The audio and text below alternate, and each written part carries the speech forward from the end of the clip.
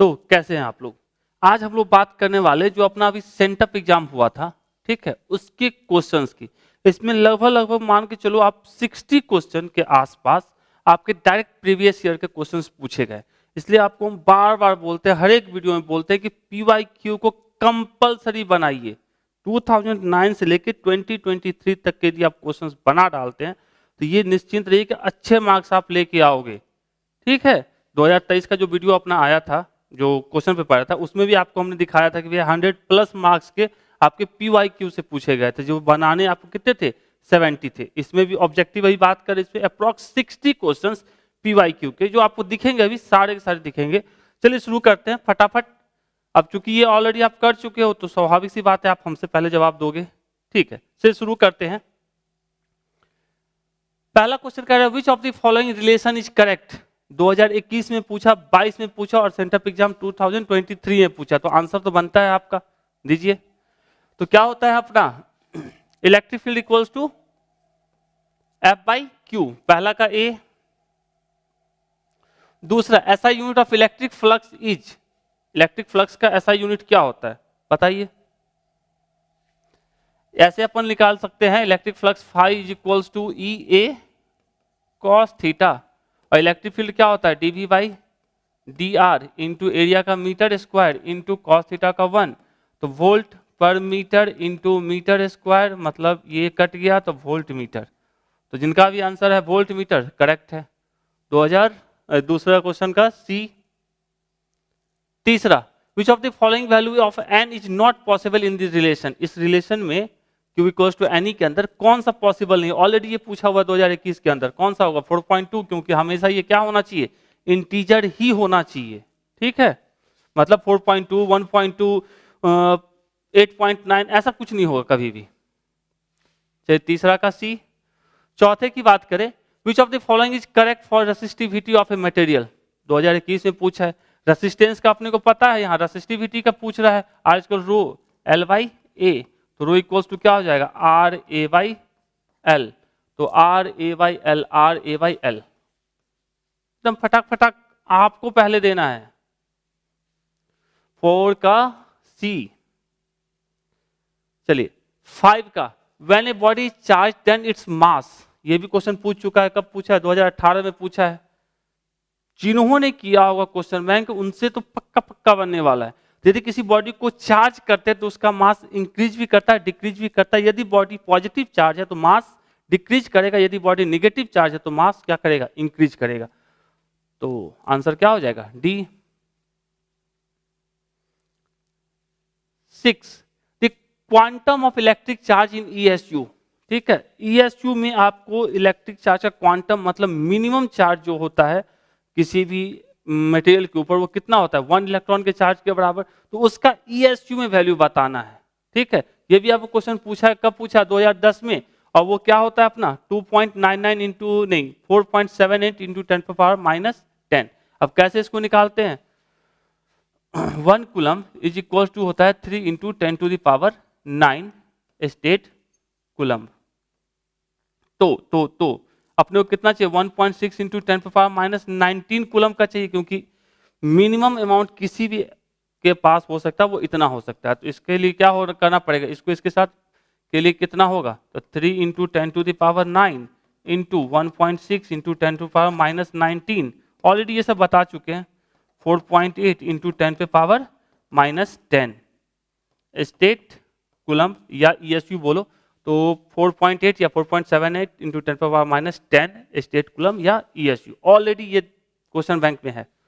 तो ये हो गया छठा का B। 7th the electric potential due to a small electric dipole, ठीक है, एक सूक्ष्म विद्युत द्विध्रुव के at large distance r from the centre of the dipole is proportional to just r², inversely proportional to r²। Already ये सब वाला फॉर्मूला आपने देखा होगा। तो क्या होगा ये अपना C। ये भी कब पूछा, 18 में पूछा और 2023 में भी पूछा है, बहुत अच्छी बात है। तो 1/r², 7 का C। 8 पोटेंशियल ग्रेडियंट विभव प्रवणता dV/dx, अभी जस्ट एक क्वेश्चन के अंदर अपने यूज किया था dV/dr, ये भी पूछा है कब 2021 में। Ninth, which of the following is a vector, निम्नलिखित से कौन सदिश राशि है? ये अपना क्या होता है? विद्युत आवेश एक अदिश राशि होती है, स्केलर होता है। विद्युत विभव भी स्केलर होता है। विद्युत क्षेत्र क्या होता है? वेक्टर। आवेश घनत्व ये भी हमारा स्केलर होता है। तो आंसर क्या हो जाएगा? सी, नाइन्थ का सी। फटाफट बनाना है, ठीक है। ये आपको नहीं पूछा है, ओके, अभी तक नहीं पूछा है, मतलब पूछा भी होगा तो हमें नहीं मिला है। ओके, तो इसका क्या होगा? क्या कह रहा है? If any hollow spherical conductor is positively charge then the potential inside it will be. यदि किसी खोखले गोलीय चालक को धन आवेशित किया जाता है तो उसके भीतर का विभव क्या होगा? देखिए, खोखले गोले की बात करें तो इलेक्ट्रिक फील्ड अंदर में 0 होता है, ये तो आपको ही पता है, ठीक। इलेक्ट्रोस्टैटिक शील्डिंग का नाम सुने, इलेक्ट्रिक फील्ड अंदर में 0 होता है। तो इलेक्ट्रिक फील्ड इक्वल्स टू क्या होता है? डीवी बाई डी आर लिखिए या डी एक्स लिखिए। तो ई 0 मतलब 0 इंटू डी आर बराबर डीवी। डीवी का मतलब कितना आया? डीवी बराबर 0 मतलब V2 माइनस V1 बराबर कितना? 0। तो मतलब V1 बराबर V2, मतलब पोटेंशियल क्या रहेगा? सेम रहेगा। तो कह सकते हैं 0 तो नहीं होगा, पॉजिटिव एंड यूनिफॉर्म होगा, नॉन यूनिफॉर्म नहीं होगा, क्योंकि वैल्यू कहीं भी आप चले जाओ गोले के अंदर सब जगह पोटेंशियल क्या होगा? सेम ही रहने वाला है। ओके, तो 10th का क्या हो जाएगा? B. 11th, if R is resistance and C is the capacitance then the dimension formula of RC। अब R का याद रखिए, फिर C का याद रखिए, फिर दोनों को मल्टीप्लाई कीजिए। इतना कौन मेहनत करता है? एसी का फंडा लगाते हैं। एसी में हमारा होता है XC equals to 1 by omega सी।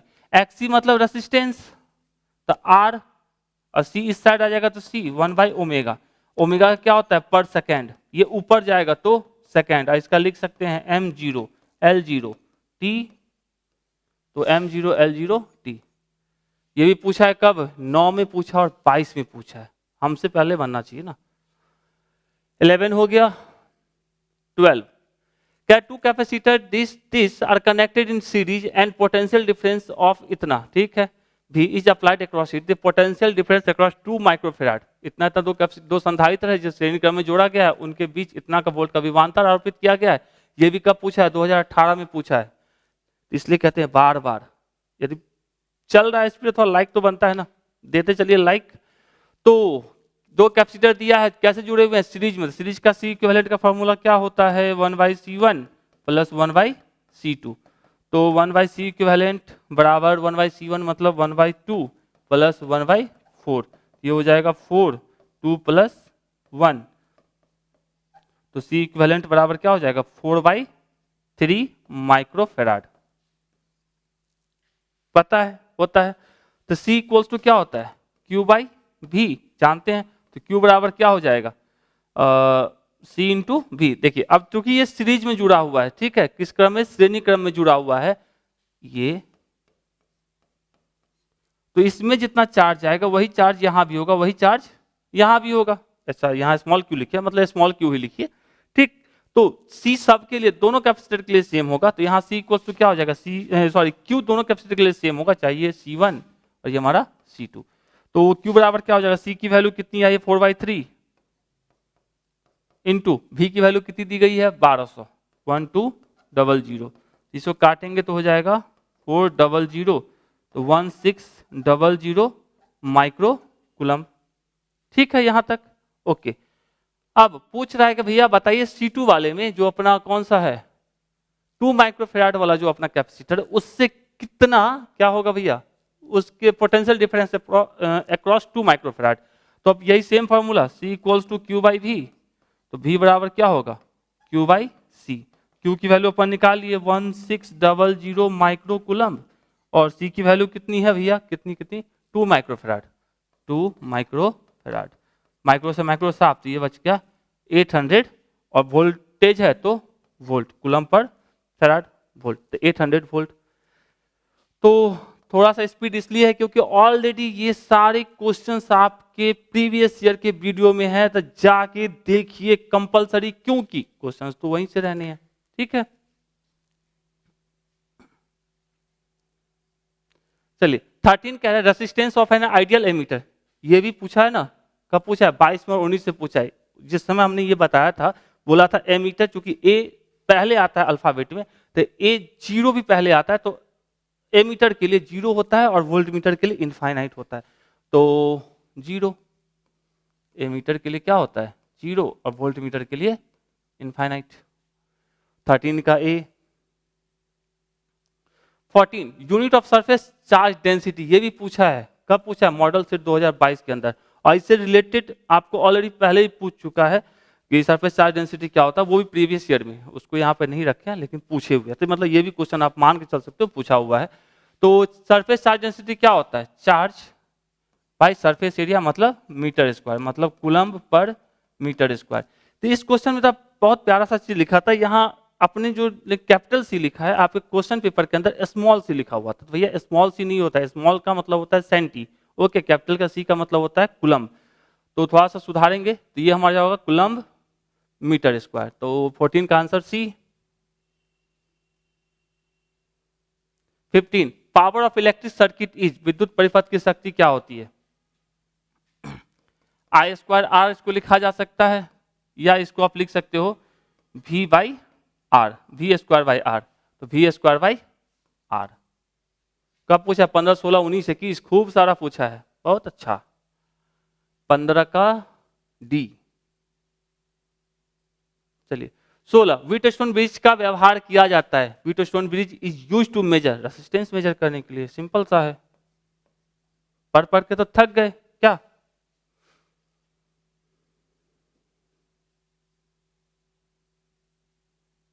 सतह the algebraic sum of all the current meeting at a point in any electric circuit, विद्युत परिपथ के किसी बिंदु पर मिलने वाली सभी धाराओं का बीजगणितीय योग किरचॉफ का फर्स्ट रूल कहता है 0 होता है।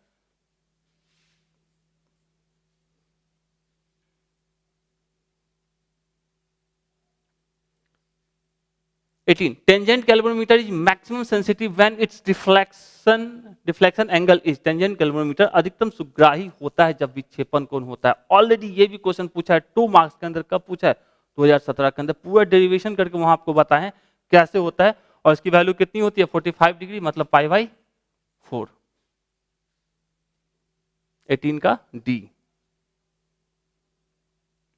19 the relation between the drift velocity and applied electric field, किसी चालक के संवहन वेग तथा आरोपित विद्युत क्षेत्र के बीच का संबंध, ऑलरेडी आपको यही पूछा 18 और 23 में पूछे हुए हैं। तो इसका फॉर्मूला क्या होता है, VD directly proportional to E, VD is directly proportional to E। 19 का B। 20 the dielectric constant of water is, water कितना होता है 80 होता है, तो 80 होता है, ये भी पूछे हुए 2021 में, कितना बोले ना, अप्रॉक्स 60 के आसपास आपको क्वेश्चन पूछे गए हैं प्रीवियस ईयर के, काउंट कर लेना। 21 electric capacitance of earth of radius r, 2021 में ये पूछा है 4 pi epsilon not into r, 4 pi epsilon not into r। 21 का A। 22 ऐसा unit of electric dipole moment, ये भी पूछा है 21 और 22 में, कितना पूछेगा भाई, क्या होता है इलेक्ट्रिक डायपोल मोमेंट, फटाक से बताइए, P equals to Q into 2A, मतलब कूलम्ब मीटर, कूलम्ब मीटर। 22 का A।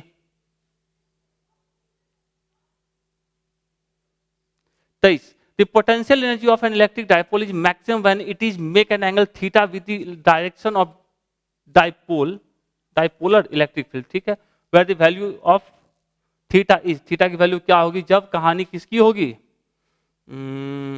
महत्तम मैक्सिमम की होगी। तो हम लोग जानते हैं पोटेंशियल एनर्जी के लिए U equals to minus PE cos theta, ये आपको नहीं पूछा है लेकिन फॉर्मूला कहीं ना कहीं यूज हुआ है इसका भी।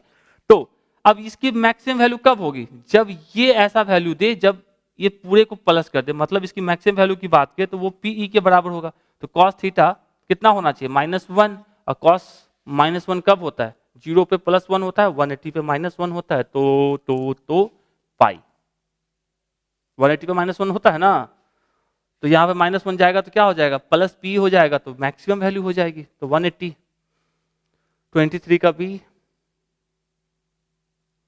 24 if a charge is moved from low potential region to high potential region then electric potential energy, ठीक है, क्या होगा, electric potential energy U equals to होता है Q इंटू डेल V, ठीक है।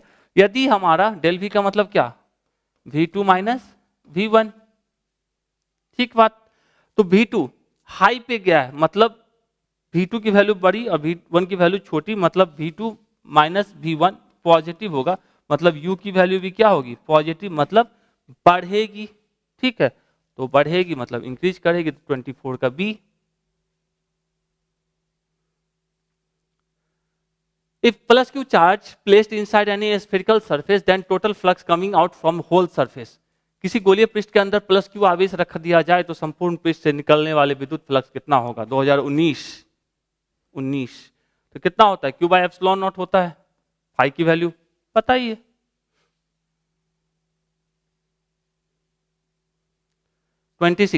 एट कांस्टेंट पोटेंशियल डिफरेंस, ये नहीं पूछा है। If the resistance of an electric circuit is half, then the value of heat produced will be. Heat produced ये नहीं पूछा है, आप लोगों से हो सकता है कुछ लोग इसका भी जवाब दे देंगे। तो हीट के लिए क्या होता है? I square R T. यहाँ पे क्या कह रहा है? कांस्टेंट पोटेंशियल, स्थिर विभवांतर, मतलब V की वैल्यू क्या है? कांस्टेंट है। तो इसको हम ऐसा लिख सकते हैं, जस्ट पीछे भी लिखे थे, V square by R into T. अब क्या कह रहा है कि इसके resistance of an electric circuit is half. ये पहला हमारा H1, H2 में क्या कहा दिया कि V स्क्वायर, तो V तो कांस्टेंट है, और R की वैल्यू कितनी कर दी गई है? हाफ कर दी, R बाई 2 इंटू टी। तो ये हो जाएगा 2 V square by R into T. अब V square by R into T equals to कितना होता है? H1। तो इसको लिख सकते हैं 2H1 मतलब H2। तो ये क्या हो गया? दुगुना हो गया, 2 टाइम्स हो गया। तो 2 टाइम्स मतलब डबल।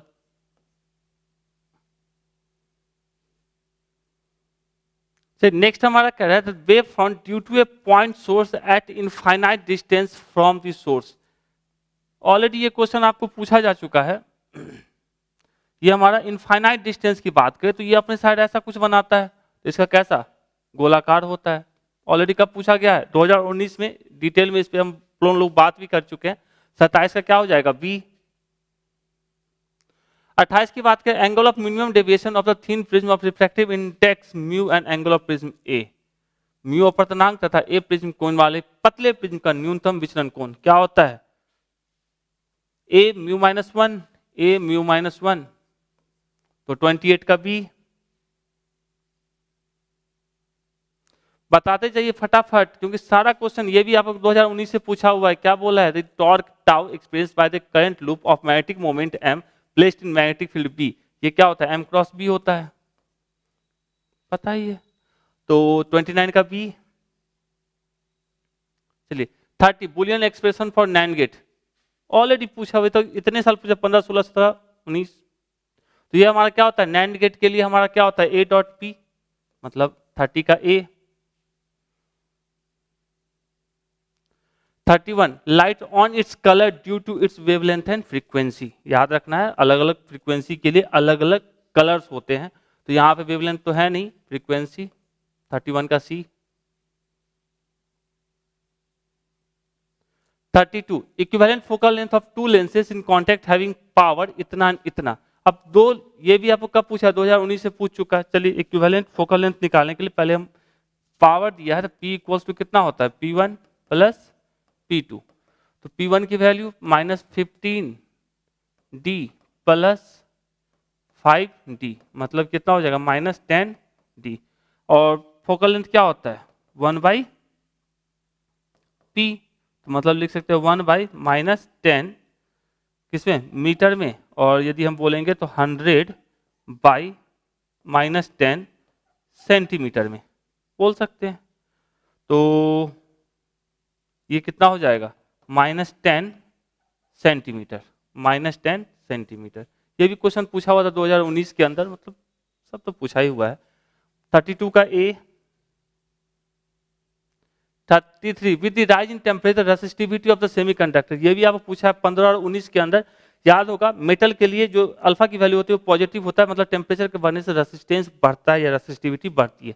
जबकि सेमीकंडक्टर के अंदर अल्फा की वैल्यू निगेटिव होती है, तो टेम्परेचर के बढ़ने से तो क्या होगा? डिक्रीज करेगा, घटता है। 33 का ए। कह रहे थे इमेज फॉर्म रहता है objective lens of the compound microscope. एक संयुक्त सूक्ष्मदर्शी के अभिदृश्यक लेंस से बना प्रतिबिंब, ये हमारा अभिदृश्यक है, इससे बना प्रतिबिंब कौन सा है, ये वाला है, वो क्या है हमारा रियल बनता है और इन्वर्टेड बनता है और इनलार्ज्ड बनता है। तो कह सकते हैं रियल लार्ज, वास्तविक और बड़ा, और इन्वर्टेड मतलब उल्टा बनता है। फिगर में यदि आप देख पा रहे हैं तो दिख रहा होगा 34 का सी।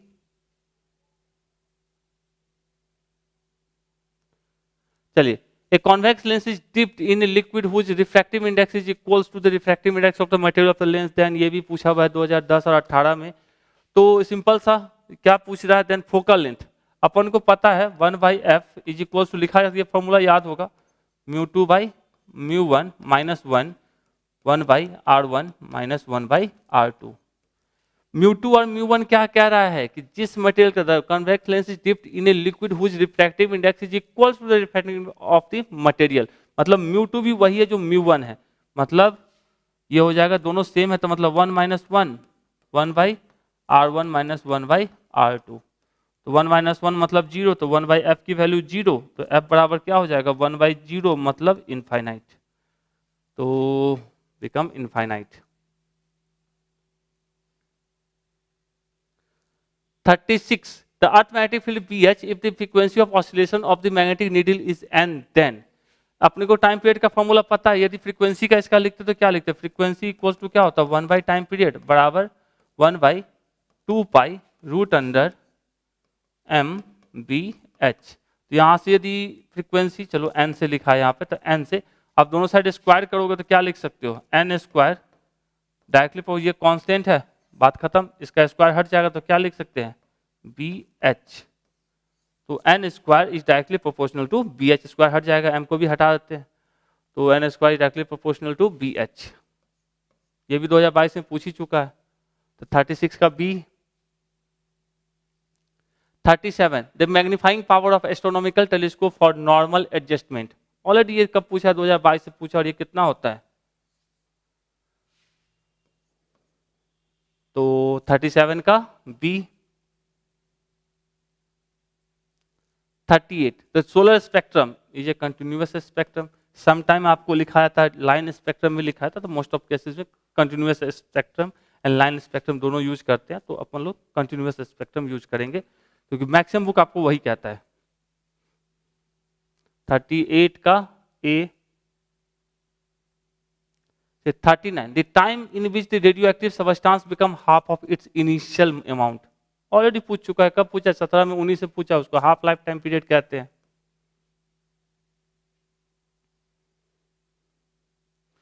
40 in AC circuit the current and voltage are given by this and this volt respectively, then power loss in the circuit।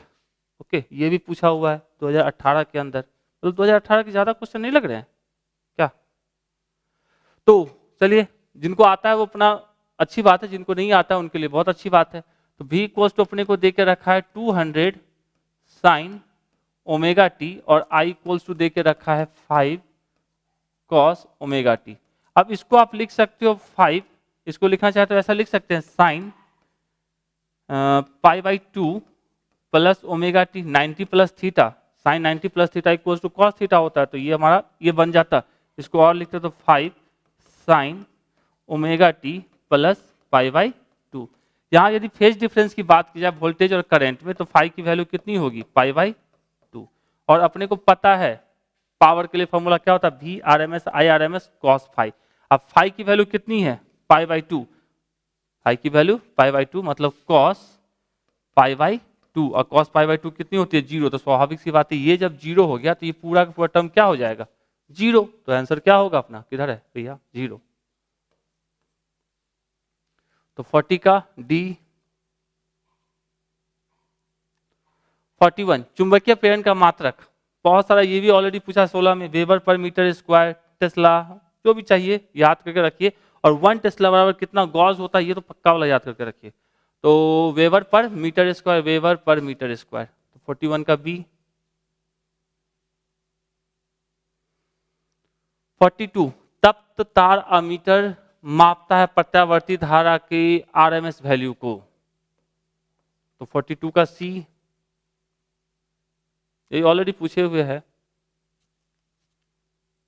चलिए 43 की बात करते हैं, तो क्या कह रहा है एक्सीलरेटेड चार्ज प्रोड्यूसेस, ऑलरेडी जानते हैं, इस टाइप का क्वेश्चन इससे पहले ही पूछा जा चुका है, फिर भी अपन इसको इग्नोर करके चल रहे हैं।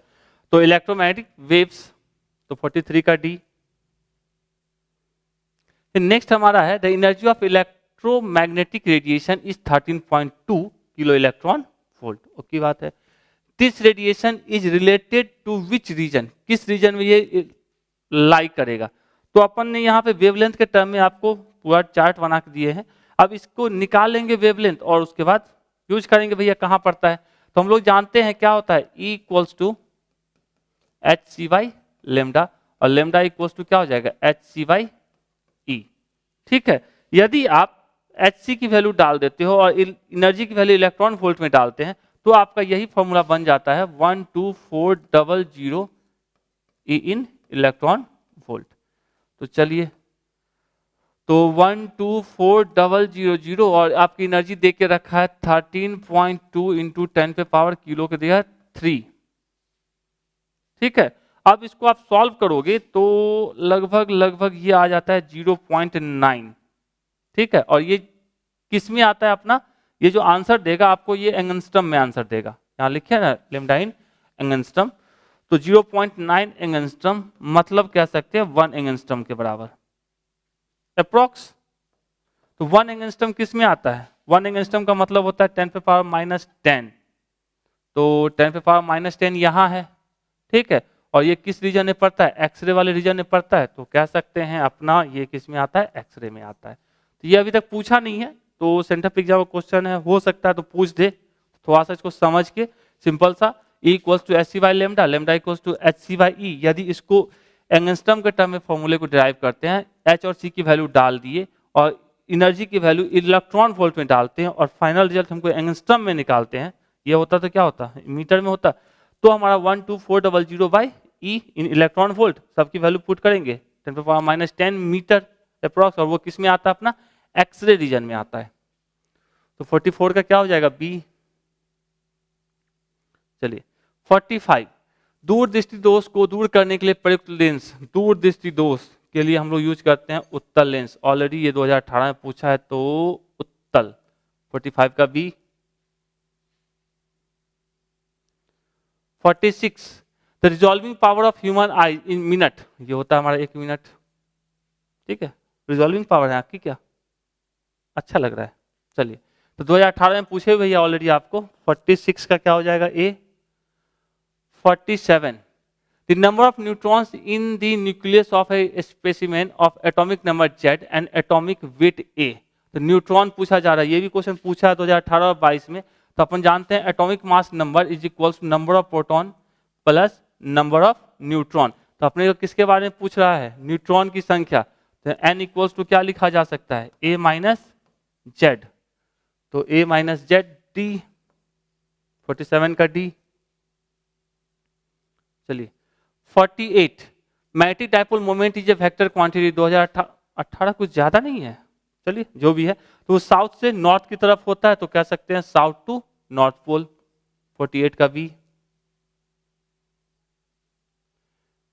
चलिए नेक्स्ट की बात करते हैं, कह रहा है 1 farad is equals to, 1 farad मतलब कूलम पर volt, C equals to Q by V, ऐसा लिखते हैं ना, C equals to Q by V. तो कूलम पर वोल्ट किसके साथ है, कूलम पर वोल्ट कहीं नहीं है, तो इसका आंसर क्या हो जाएगा, नन। चलिए 49 का हो जाएगा अपना none. 50, which of the following relation is correct. Already 2021 से पूछा है, mu equals to B by H होता है, याद ही होगा, तो mu equals to B by H. 50 का A. 51, the direction of propagation of electromagnetic waves, कब पूछा, 15, 17, 19, 21, अब कितना पूछेगा भैया। ठीक है, कैसा होता है, ई क्रॉस बी होता है हमारा, आप तो पहले ही बता चुके होंगे, parallel to E cross B. तो 51 का डी। चलिए 52, electric potential is equal to work upon charge. तो 52 का बी। ये सब क्वेश्चन पूछा हुआ है। अब ये तो भैया 2023 में भी पूछ दिया है, प्रकाश वर्ष क्या होता है, किसका मात्रक होता है, दूरी का मात्रक होता है, पता ही है, डिस्टेंस। 53 का B. 54 the minimum orbital angular momentum of an electron is an hydrogen atom is 2018-21 से पूछा है, अपने को पता है क्या होता है n into h by two pi, तो एच बाई में हाइड्रोजन के लिए n की वैल्यू 1 तो हो गया h बाई टू पाई, तो 54 का C। 55 interference of light is the redistribution of which of the following physical quantity, कौन सी होती है बताइए। 55 का क्या होगा आंसर, रीडिस्ट्रीब्यूशन ऑफ इंटेंसिटी होता है, 2021 में ऑलरेडी पूछा जा चुका है। 55 का बी, क्योंकि देखे होगे इसमें नॉर्मली क्या रहता है कि कहीं तेज कहीं कम, डार्क और ब्राइट बैंड बनते हैं। चलिए 56 फोर्स फ्रीक्वेंसी कंडीशन इज क्या होता है, E1 minus E2 equals to H into nu. 56 का ए पता है, ये सब तो ऑलरेडी पूछे हुए हैं, तो 56 का ए। चलिए 57 the soap bubble appears coloured in light due to 15-17 में पूछा है, तो इंटरफेरेंस के कारण सोप बबल की कहानी anti reflecting coating oil and soap already पता है, तो किसके कारण हो जाएगा interference. 57 D. 58 when the ray of light enters from one medium to another medium then the phenomena of its bending is called, अच्छा ये साइंटिफिक एग्जाम में पूछा है, ओके। तो उसको क्या कहा जाता है, मतलब एक मीडियम से दूसरे मीडियम में गया तो वो अपने पाथ को बेंड कर लेता है, मुड़ जाता है, तो उसको कहा जाता है रिफ्रैक्शन। 58 का ए। चलिए 59 the physical quantity which remains conserved in the nuclear reaction, क्या कंजर्व रहता है भैया, लीनियर मोमेंटम भी कंजर्व रहता है, एंगुलर मोमेंटम भी कंजर्व रहता है, टोटल चार्ज भी कंजर्व रहता है, तो मतलब आंसर क्या हो जाएगा ऑल ऑफ दी एबव, ठीक है।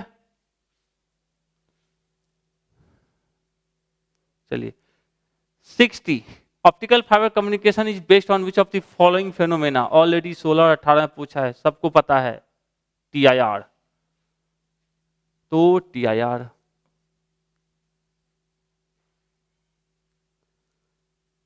61 which of the following rays is not deflected by magnetic field, कौन सा होता है, ये नहीं पूछा है। बीटा नेगेटिव चार्ज इलेक्ट्रॉन्स होते हैं, अल्फा पॉजिटिव चार्ज होते हैं, जबकि गामा नहीं होता है, तो गामा विक्षेपित नहीं होगा, तो वो कौन सा होगा गामा रेज। 61 का सी। Which of the following unit is correct for measuring of attenuation, तो ये क्या attenuation को किससे, डेसिबल से मापते हैं, ऑलरेडी ये पूछा है कब है भैया 2021 में, डेसिबल से, डेसिबल। 62 का ए। 63 Which of the following is called the mean color, mean colour इसमें से कौन सा होता है, तो सिंपल से देखिए जो हमारे कलर्स होते हैं, जैसे जो भी अपने 7 कलर्स है उनका अपना जो वेवलेंथ है उसका यदि आप एवरेज निकालोगे तो किसके पास जाता है, वो येलो के पास जाता है, इसलिए येलो को बोला जाता है मीन कलर। 63 का B. 64 which of the following is correct for angular frequency, already 2010 से पूछा हुआ है, क्या होता है 1/√LC। 64 का ए। 65 डायनमो के कार्य डैश के सिद्धांत पर आधारित होता है, ऐसा ही कुछ डायनमो शायद आपने देखा हो, गांव घर में शायद अभी भी चलता है, पहले चलते थे, तो क्या होता है इलेक्ट्रोमैग्नेटिक इंडक्शन, तो 65 का ए। 66 ये भी 2019 से पूछा है, क्या होता है भैया in AC circuit the phase difference between current I and voltage V is 5 then the wattless component of current is, दो कंपोनेंट होता है, एक हमारा होता है I cos थीटा और एक दूसरा होता है I sin थीटा, तो I sin थीटा के कारण हमारा क्या होता है पावर लॉस 0 होता है, इसलिए इसको क्या कहा जाता है वाटलेस करंट कहते हैं, तो I sin थीटा। 66 का ए। 67 तो modulation index in amplitude modulation क्या होता है स्लाइटली स्मॉलर देन 1, मतलब 0 से 1 के बीच में होता है, ये भी 10, 13, 15, 19। तो इस चैप्टर के बारे में जो हमारा लास्ट है कम्युनिकेशन सिस्टम चैप्टर, उसमें हम कहेंगे यदि आप अभी तक नहीं उस चैप्टर को पढ़े हो, ऐसे ही मैक्सिमम लोग नहीं पढ़े होंगे इस टाइम तक, तो आप उसके जो प्रीवियस ईयर उसको तक पक्का कर लो, उसी से रिपीटेड क्वेश्चन रहते हैं कम्युनिकेशन सिस्टम से। तो इस बार भी पूछा, वो भी रिपीटेड क्वेश्चन है, तो उतना भी कम से कम करके जाते हैं, तो यदि उससे पूछता है तो मैक्सिमम पॉसिबिलिटी कि आप बना लोगे। ओके 67 में क्या हो गया बी। 68 अर्धचालक में विद्युत चालकता का कारण, the reason of electric conduction in semiconductor. दो ही लोग तो पाए जाते हैं, एक होल से एक इलेक्ट्रॉन।